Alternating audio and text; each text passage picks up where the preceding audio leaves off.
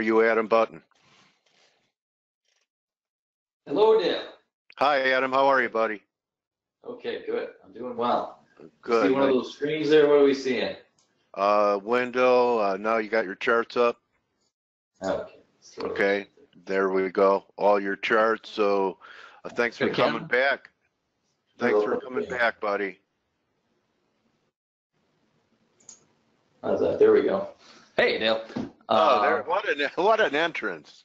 Popping right in. How are you, Adam? Good, good. Yeah, can't complain. Volatile markets. Yeah. Tough to make sense of trade always, but fun trying anyway. Yeah, a lot of people went away, and they went away, and before they left, they defriended Facebook. Yeah, well, 20% of Twitter is even worse, right? Yeah. So I know last month the seasonals were negative for S&Ps. It took till the end of the month for them to kick in. Did the seasonals say anything about stock indexes in August? What's the pattern there, buddy? I mean, August is a poor month. I mean, July, I'm not sure how negative they were. I mean, it's generally a pretty good month. June's a tough one. And that kind of played out. It might have been a while since we've spoken, but the August is a tougher month, especially Germany and Japan. The indexes there are especially vulnerable. They're two of the worst months for those indexes. And if you look at trade, well, it might make a lot of sense. Those worries aren't going away now with Trump ramping up talk on tariffs. And we saw China was pretty weak overnight today. Yeah, so you have a lot of, it looks like, do you have weekly charts up here or daily charts up here? So what, we had a lot of central bank action here this week, Adam. What do you make out of the BOJ's actions and how short-term yields are still very low, but it's not how low they were, it's how fast they went up. And if it's starting to look like we're starting to get some continuity in global central banks where all central banks are either considering or withdrawing liquidity from the markets. Right. With the Bank of Japan, I mean, it's just a different set of rules there. I mean, a 1 basis point move in the Japanese 10-year is like a huge move, where anywhere else it's background noise. They're trying to control the entire yield curve, but the problem they've run into is their QE measures. They're running out of ammunition. They're buying ETFs in the Nikkei, and they're worried that if they keep buying at this pace, it's going to affect the market. And so they're trying to find ways to keep these plans in place without buying up the entire market. When they introduced all these things, they assumed it would be 1 or 2 or 3 year operation, and now it looks like it's going to go on forever. And one of the things that people miss about the BOJ was they downgraded their inflation assessment in the latest meeting, and really what they're doing is trying to add some sustainability without really being more hawkish. So I'd say they're more of an outlier, and the Swiss National Bank is more of an outlier, whereas you have Carney today hiking, Canada's hiking, the Fed's obviously hiking, even the ECB is slowly tiptoeing towards hiking this time next year. So you're right, we're in this mode right now where rates are slowly going up, or at least there's more of a hawkish slant to everything. But there are certainly some, even if you look at Australia and New Zealand, that don't seem to be going anywhere fast, and you see it in the Australian dollar. Yeah, because of China weakness. I wanted to ask you, do you think most market participants were surprised by negative action in the pound on a hike, Adam? The market was pricing it in, maybe not 100%. That's what the talk I was hearing, but it got the bullish news it wanted, and it sold off. Is Brexit overshadowing any BOV action? Is that the reason? Yeah, it was one of those ones. A lot of the commentary ahead of time was saying, "Well, they're not gonna hike. We don't believe it's 90%." And then they went and hiked, and you see that's a daily cable chart there, right. And it's down. I mean, we're a little bit off the lows.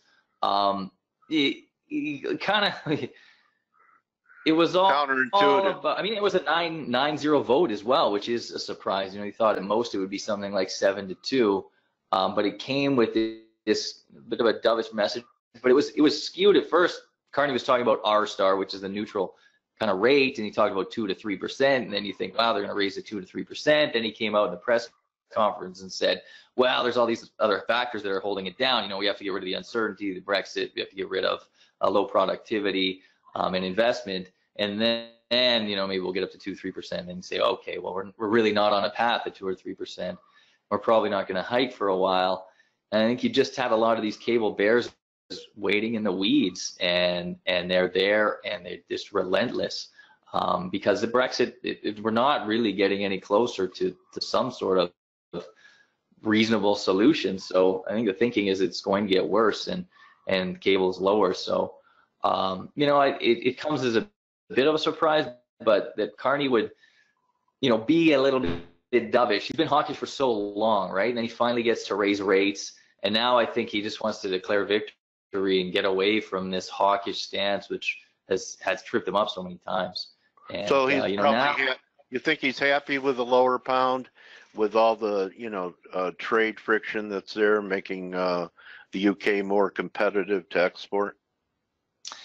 I think the guy, he's just really struggled to understand what's going on in the global economy for a long time. I think he doesn't understand some of the deflationary global factors that are there, and he continues to see, you know, if he's talking about the UK's operating at full capacity. How does he keep getting hired when guys like you and me, good luck. You know, when guys like, really? I mean, guys like you and me know this. You know? I mean, he's a confident guy. You know, the reputation. I mean, in Canada, he didn't do it's so not well. What you know, it's who you know, right? Yeah, exactly. And I mean, he was coming into a Bank of England that was a mess. They really did need someone from the outside. Yeah. So, you know, if you look at the chart now, it's interesting. You're at these lows, and trying to come off.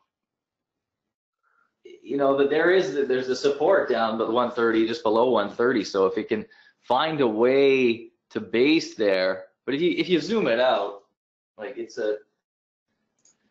really is. It's starting to look more like a blip, especially if it gets back down. I mean, these are some really key support levels, and now we're back testing them again. It looked like we've come off a couple times. I bet you have some fibs from the lows, you know, 120, 144. Looks like about halfway back, and pretty important pivot. Good eye, Adam. You're hired. Yeah, I mean, like it's right all in there, 128 or 120, 130, 129. I mean, you kind of really got to hold these levels, or you're going right back down. And it's easy to make a case for it going lower, and it's easy to make a case for the U.S. dollar going higher. I mean, it's getting better in America. I mean, housing's a bit of a headwind. It's not making a lot of sense, the weakness there, but the Fed certainly has got to be feeling pretty good after the latest GDP report and after some of the data. It's solid.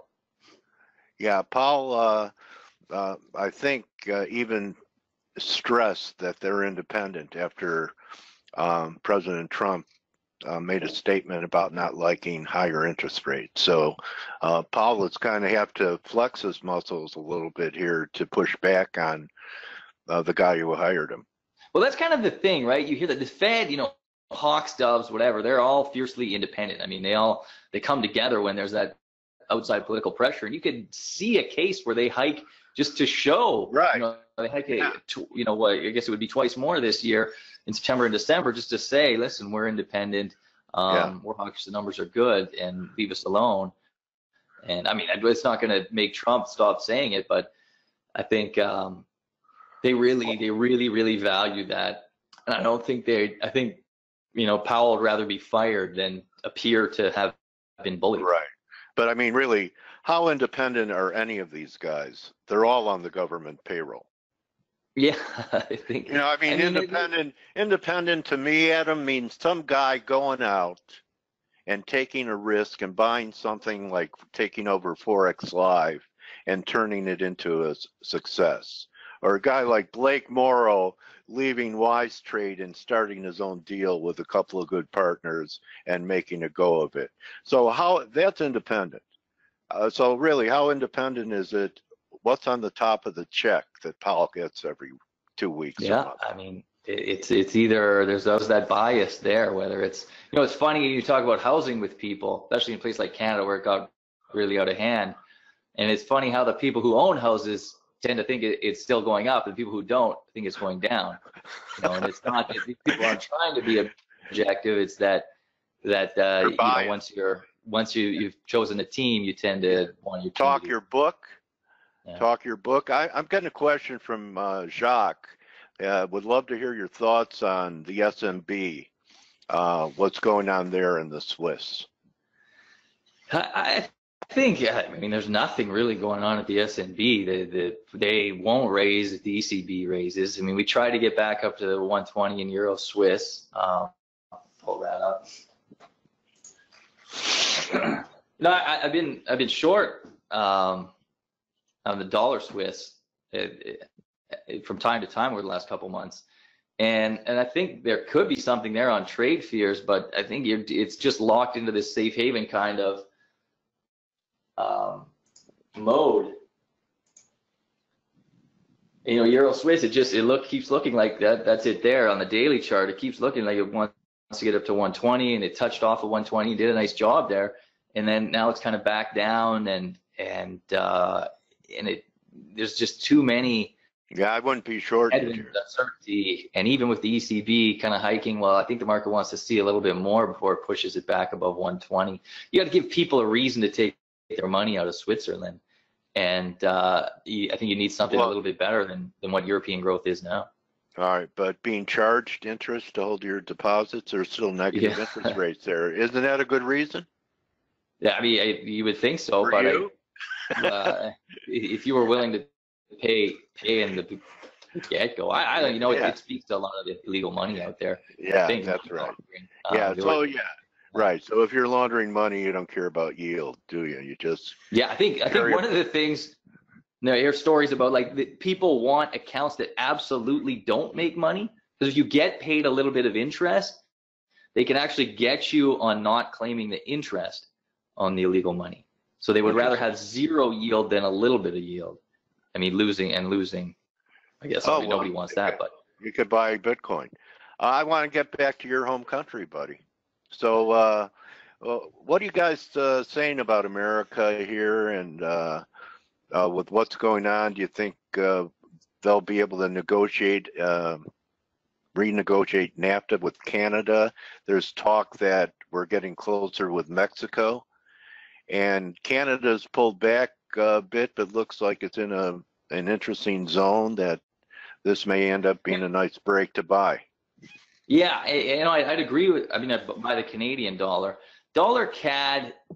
Throughout this negotiation, you've had all these false signals that it was about to get done, and I think everybody's been burned a few times by thinking, okay, this is going to happen now. We made a little bluster, and now we're going to have a deal. In the end of May, it really looked close. Everyone from Canada was saying this is about to get done, and then the tariffs went in on steel on June 1st, and then it looked like it was going to be a long haul. But now, once again, I mean, all the signs, all the headlines are pointing to a deal, even within the next week or so, and you have a market that's extremely reluctant to buy into that.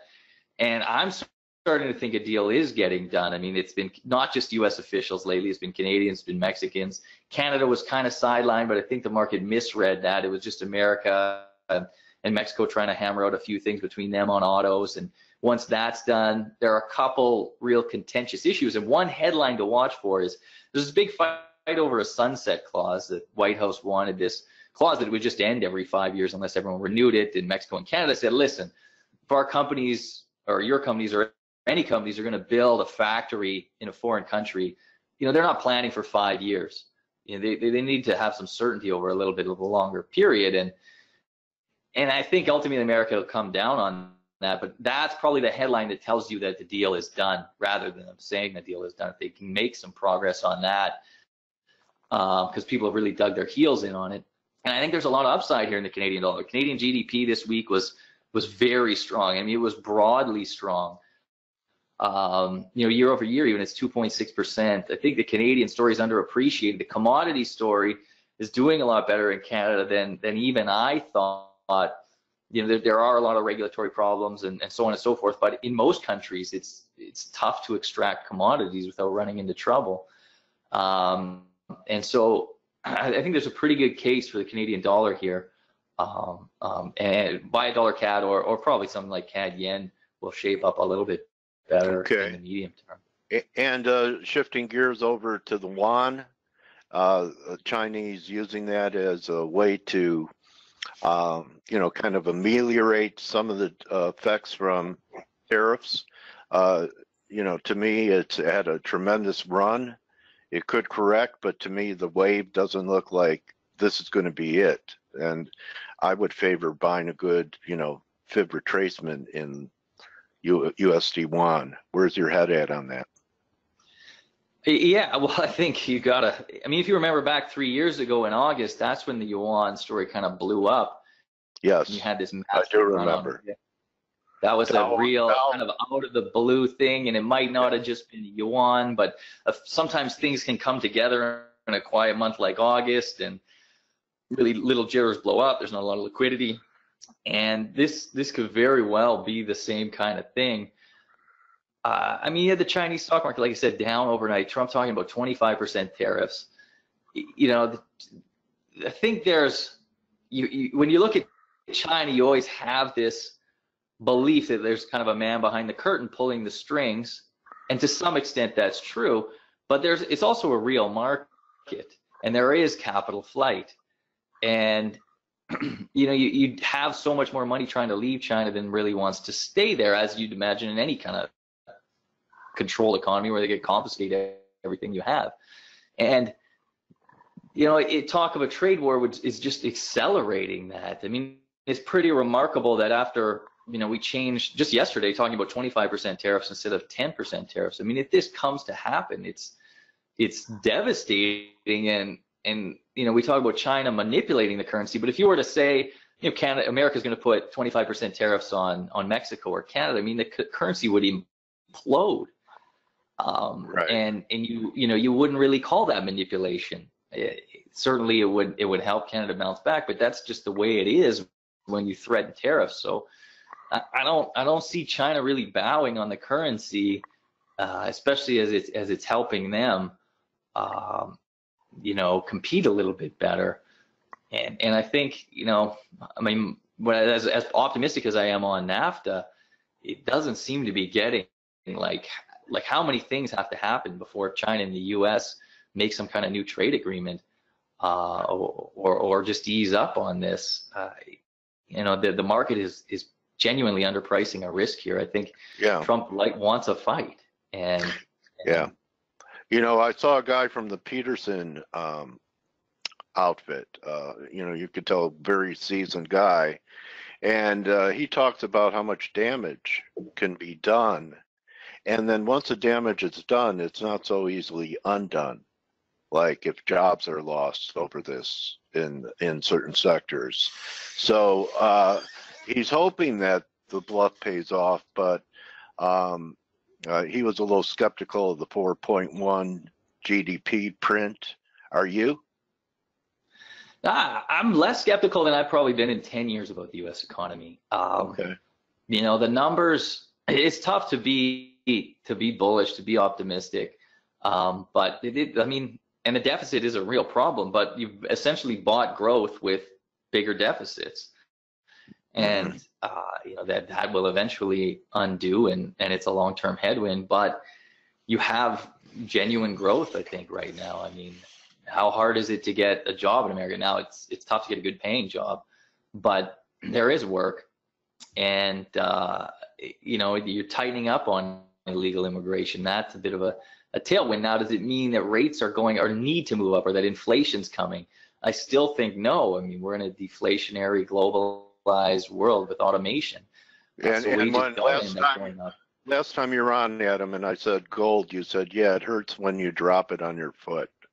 So great call. It continues to slide. Any chance for these metals to recover here, or do we need? Well, I like gold a bit more this month. It's the seasonals are better. I mean, that's not a pretty picture there. There is a little bit of support down. You can see at the July low. Yeah, I haven't taken it out yet. Yeah, the seasonals are better. The dollar can get caught in the trade war headwinds. I think you can just have a nice, easy bounce back up to the lows from the start of the year or the end of last year. 1280 or so. Well, you probably run through it as well to 1300. Yeah. Okay, that's a big trade. Oil, like the last half of the year is weak for oil, so that might come down as well.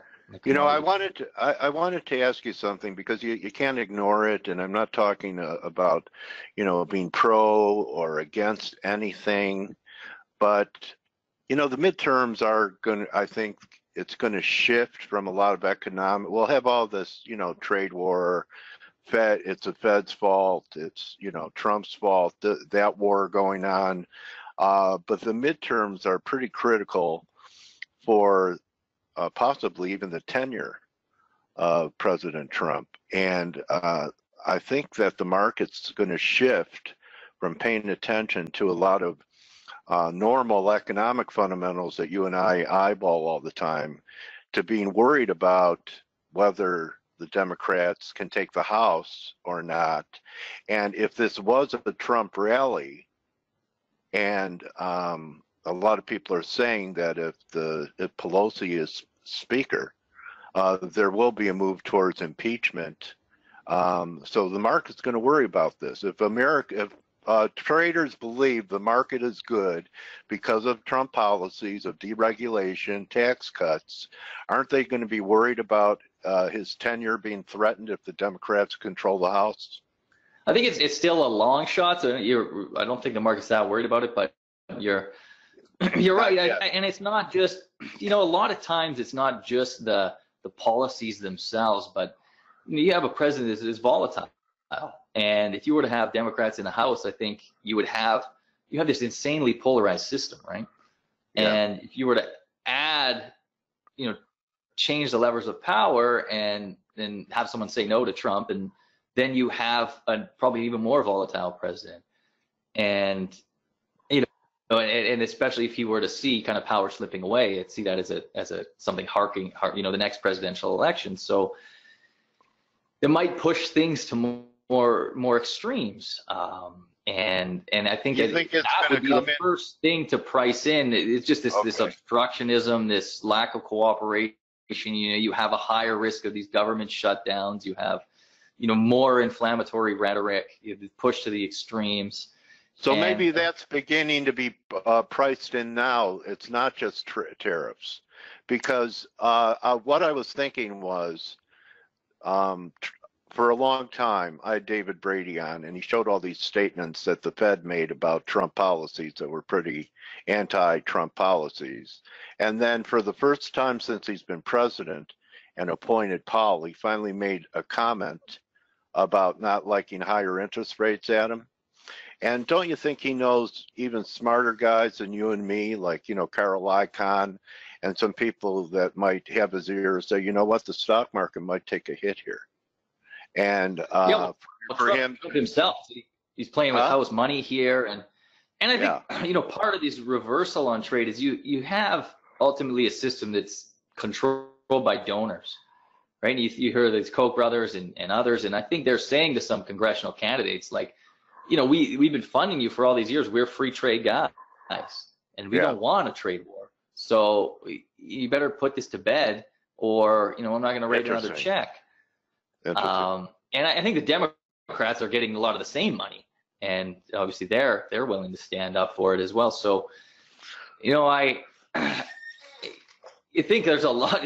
It's really the president's on his own with a few people, you know, directly around him, Lighthizer and Navarro, that are pushing some of this, and a lot of Congress would love to see it go away, because I think a lot of people running for Congress would feel a little more secure if there was no trade war ongoing.